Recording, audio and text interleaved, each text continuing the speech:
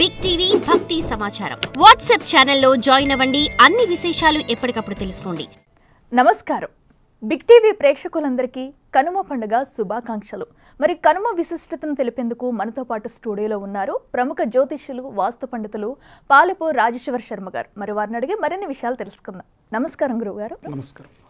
కనుమ పండుగ అంటేనే రైతుల పండుగ అంటారు. అలాగే గోపూజ చేస్తే చాలా శ్రేష్టమని కూడా అంటారు. సో మరి గోపూజ ఎలా చేయాలంటారు? దీనికి సంబంధించి విశిష్టత ఏంటి? దీని విశిష్టత ముఖ్యంగా గావో విశ్వస్య మాతరః. ఆవు ఎవరు? విశ్వానికి ఆవిడ మాతృ. క్షీరసాగర మథనమైన సందర్భంలో దేవదానవులు పోట్లాడుకొని అమృతాన్ని దేవతలు సాధించారు. ఈ అమృతతుల్యమైనటువంటి అంశాలు అత్యంత తేజోవంతమైనటువంటి ఆ అమృతము ఆ భగవంతులు భరించగలరు. కానీ ఆ అమృతాన్ని ఈ మానవ మాతృలు సేకరించి ఉండడం చాలా కష్టం.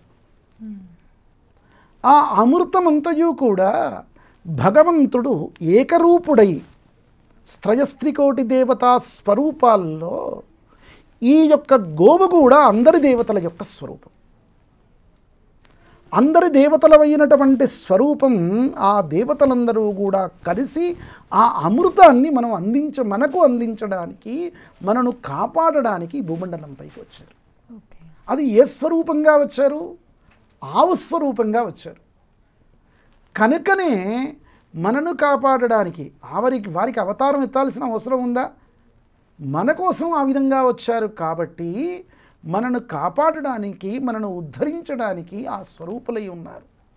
వారికి పూజ చేయాలి ఈ కనుమ రోజు. అంతేకాకుండా భగవంతుడు ఒక్కరే కాకుండా వివిధమైన స్వరూపాలు కూడా. ఎద్దు కూడా వృషభరాజం సాక్షాత్తు పరమేశ్వరుని యొక్క స్వరూపం. ఆ పరమేశ్వరుడే దున్ని మనకు విత్తనాలను ఇచ్చేసి పంటలన్నీ కూడా పండించి ఆయన కష్టపడి మనకిస్తున్నాడు. కనుక ఆ వృషభరాజానికి కూడా పూజ చేయాలి మనం. ఈ విధమైనటువంటి అంశాలు కూడా ఎన్నో మనకు పశుపక్షాదులకు సంబంధించినటువంటి పూజల్లో కనుమ అత్యంత శ్రేష్టమైనటువంటిది. కనుమ రోజు ఈ యొక్క ఆవుకే కాకుండా గుర్రాలకు, ఏనువులకు, రథాలకు వాటన్నిటికీ పూజలు చేసేవారు. అందుకోసమే ప్రయాణాదులు పనికిరాదు అని. ఎందుకయ్యా అంటే వాటికి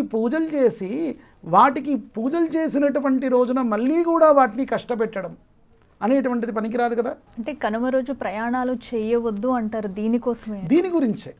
ఎందు గురించే అంటే పూర్వకాలంలో ఇప్పుడేదో ఈ వాహనాలు ఇవన్నీ కూడా వచ్చాయి.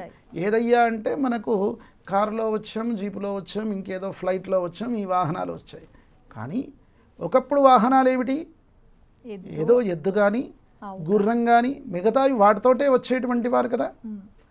వాటికి పూజలు చేసి, వాటికి ఆరాధన చేసి, ఒక దైవస్వరూపంగా కొలిచినటువంటి రోజును వాటిని మళ్ళీ కూడా మన కోసం, మన స్వార్థం కోసం ఉపయోగించుకునేటువంటి రోజు కాదు ఈ కనుమ రోజు.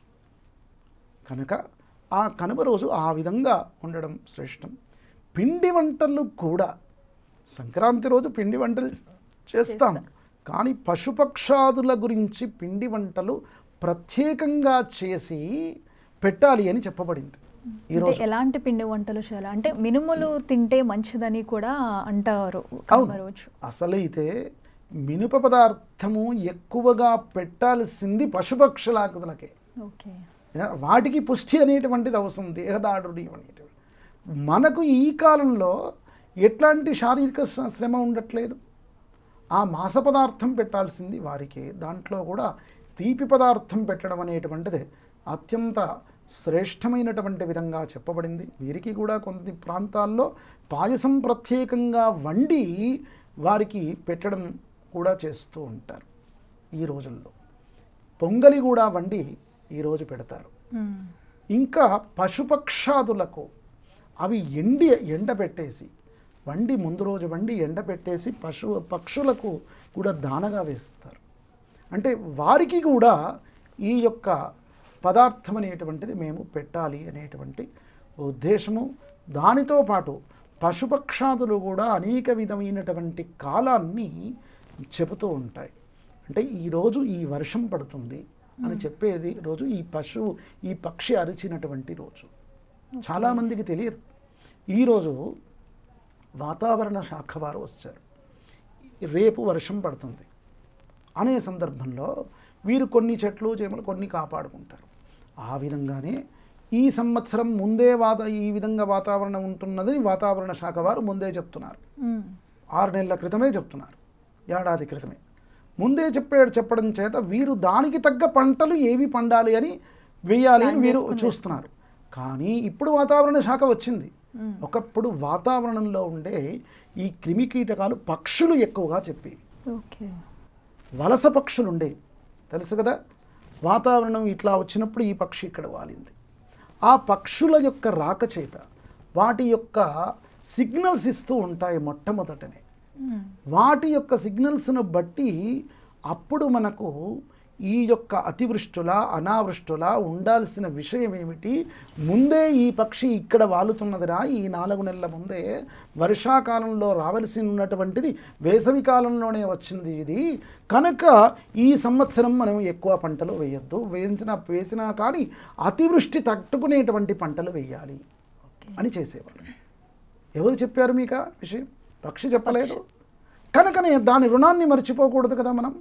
దానికి దానగా పెట్టేటువంటి రోజు ఈ యొక్క కనుమ రోజు. సుహాసినులకు కూడా పూజలు చేసేటువంటి స్థితి.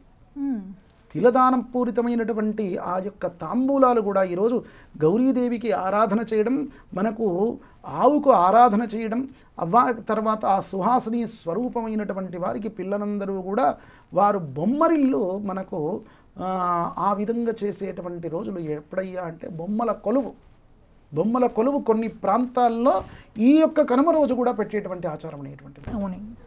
కనుక బొమ్మల కొలువు పెట్టడము, చిన్న బొమ్మలను కూడా పిల్లలకు ఇవ్వడము ఆట వస్తువులుగా, పెద్దగా సుహాసినులకు కూడా వస్త్రపూరితమైన అంశాలు కానీ తాంబూలాదులు ఫలాలు అట్లాంటివి దానాలు ఇవ్వడము, ధాన్యము కానీ తిలలు ముఖ్యంగా దానం ఇవ్వాలని చెప్పబడింది. కనుక ఈ విధంగా ఈ కనుమ పండుగలో కూడా అనేక విధమైనటువంటి అంశాలు ఉన్నాయి. మనం కూడా ఆ విధంగా చేసుకొని మనము ఆ విశ్వమాత అయినటువంటి గోమాత యొక్క అనుగ్రహం అనేటువంటిది పొంది సుఖంగా జీవిద్దాం. స్వస్తి. సో చూసారు కదా కనుమ పండుగ విశిష్టతను. ఇది ఇవాల్టి స్పెషల్ కార్యక్రమం. For more videos like this, subscribe Big TV channel.